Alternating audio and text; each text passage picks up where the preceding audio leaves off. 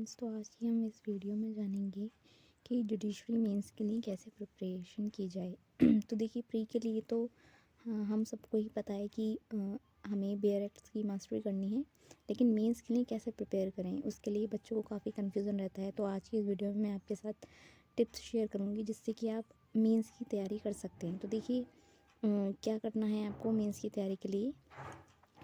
तो सबसे पहले देखिए, आपको कौन कौन से पॉइंट्स दिमाग में रखने हैं। देखिए, पॉइंट टू बी रिमेंबर्ड, कौन कौन से पॉइंट्स आपको दिमाग में रखने हैं। सबसे पहले मास्टर बेयर एक्ट। सबसे पहले आपको क्या करना है, बेयर एक्ट की मास्टरी करनी है। अब बेयर एक्ट की मास्टरी कैसे करोगे। देखिए, जब भी आप कोई भी सेक्शन पढ़ते हैं तो उस सेक्शन को पूरा डिटेल में पढ़िए। ठीक है, आपको पता है कि कौन कौन से, जो कि मैं वीडियोस बना रही हूँ उसमें मैं आपको बताती जाती हूँ कि ये प्री के लिए इंपॉर्टेंट है, ये मेंस के लिए इंपॉर्टेंट है। उनको आप मार्क कर लीजिए कि वहाँ पर साइड में लिख लिया कीजिए डायरेक्ट पर। जैसे प्री के लिए जब पी बना लिया, मेंस के लिए एम बना लिया, ऐसे करके आप याद रख सकते हैं कि ये प्री के लिए इंपॉर्टेंट है, ये मेंस के लिए इंपॉर्टेंट है। तो आपको सबसे पहले बेयर एक्ट की मास्टरी करनी है। जब तक आप बेयर एक्ट की मास्टरी नहीं करोगे तब तक आप प्री और मेंस दोनों ही क्लियर नहीं कर सकते। सेकेंड, आपको क्या करना है, बेयर एक्ट पढ़ते समय highlight the key words mention in the section. जैसे कि कोई भी सेक्शन है, ठीक है, तो उस सेक्शन में जैसे कि मैंने बताया अपनी वीडियोस में हाईलाइट करती हूँ इम्पॉर्टेंट चीज़ें। तो जो कीवर्ड्स होते हैं उन कीवर्ड्स को हमको हाईलाइट करते जाना है। ठीक है, उससे क्या होगा, जब भी आप बेयर एक्ट खोलोगे तो वही आपकी हमेशा नज़र में आएगा जो आपने हाईलाइट किया है। उससे क्या होगा, आपको पता मतलब वो चीज़ आपके दिमाग में बैठ जाएगी कि ये लिखा हुआ था। तो आपको हाईलाइट करनी है वो चीज़ें। हाईलाइट करने के साथ साथ उनका रिवीजन करना है। नेक्स्ट ये करना है आपको, mention leading and latest case laws. आपको क्या करना है, बेयर एक्ट में ही साइड में या तो बेयर एक्ट में अपने नोट्स में, जैसे भी आपको अच्छा लगे वहाँ पर उस केस, जैसे आपने क्या किया है, एक सेक्शन अगर वो मीन्स के लिए इंपॉर्टेंट है उसको आपने रिवाइज किया, ठीक है, उसके कीवर्ड्स हाईलाइट कर लिए।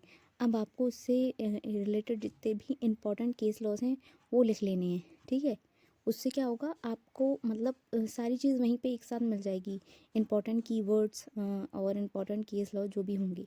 साथ के साथ आपको डेली रिवीजन करना है। रिवीजन आप ऐसे करते जाइए जैसे आज आपने जो भी पढ़ा है, ठीक है, रात को सोने से पहले उसका रिवीजन कीजिए, सुबह उठकर उसका एक बार रिवीजन कीजिए।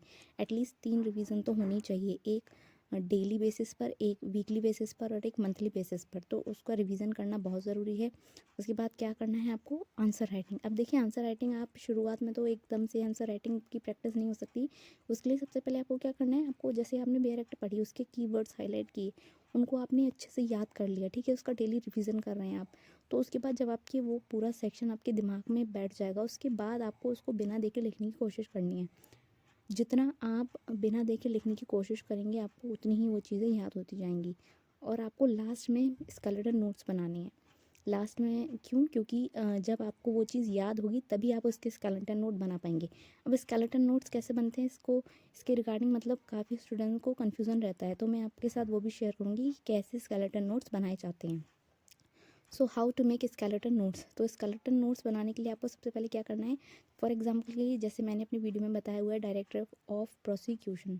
तो डायरेक्टरेट ऑफ प्रोसिक्यूशन पे अगर आपको जैसे कोई मीन्स का क्वेश्चन आता है, क्योंकि इसमें अभी अभी अमेंडमेंट हुआ है, काफ़ी चीज़ें चेंज की गई हैं, तो इसकी पॉसिबिलिटीज़ हैं कि इस पर मीन्स का क्वेश्चन आ सकता है। तो आपको स्केलेटन नोट्स कैसे बनाना है। तो देखिए, डायरेक्टरेट ऑफ प्रोसिक्यूशन पे आपको क्या करना है, जैसे कि आपको स्केलेटन नोट इस तरीके से बनाने हैं। एक एक, जैसे कि कोई भी इंसान का स्केलेटन होता है, ठीक है, उसके ऊपर वो पूरी बॉडी के ऊपर उसका पूरा स्ट्रक्चर है, वो किस चीज़ के ऊपर बेस्ड है, उसके स्केलेटन के ऊपर। तो ऐसे ही और उसका जो भी फ्लैश ब्लड वगैरह वो तो उसके स्केलेटन के ऊपर होता है ना। तो ऐसे ही आपको अपने आंसर का स्केलेटन बनाना है। मतलब उसको सिर्फ एक वर्ड में आपको याद रहे, जैसे कि what is director of prosecution, appointment, उसकी एलिजिबिलिटी, क्या काम करते हैं, और उससे रिलेटेड अगर कोई केस लो है तो ऐसे। तो इस तरीके से आप स्केलेटन बना लेंगे। अब आपने अगर वो प्रोविज़न अच्छे से पढ़ा हुआ है तो आपको पूरा याद होगा कि क्या है। तो जैसे आपने स्केलेटन नोट इस तरीके से बना के रख लिया, तो क्या है वो आप डिफ़ाइन कर देंगे। उसका अपॉइंटमेंट कौन करता है वो आप अपने आप डिफ़ाइन कर सकते हैं, याद है तो। एलिजिबिलिटी क्या है वो डिफ़ाइन कर सकते हैं, वो क्या है वो डिफ़ाइन कर सकते हैं। उससे रिलेटेड कोई केस लॉ है तो वो आप लिख सकते हैं।